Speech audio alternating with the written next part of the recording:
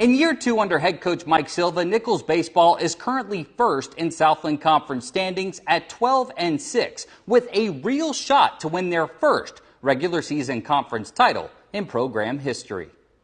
We're David in a world full of Goliaths on the athletic spectrum, but that's not an excuse. You know, that says motivation, and we can go out and still win baseball games against the best.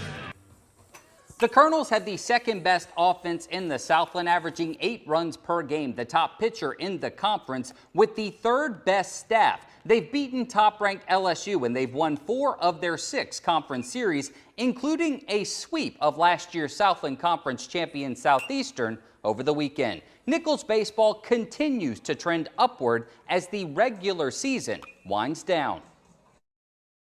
You know, these guys are going to show up and compete. I don't know, life's not a storybook, right? And so I don't know what these next couple weekends are going to entail. I know it's going to be a lot of fun. I know our players are going to be ready to play, but we're playing really good teams down the stretch. And so the way I look at it is these are the positions you want to be in the next 3 weekends, right? This weekend, next weekend, then right into the tournament.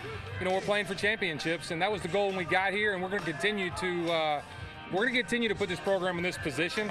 We don't envision that changing, and so we have to get comfortable and just go and play and play our game.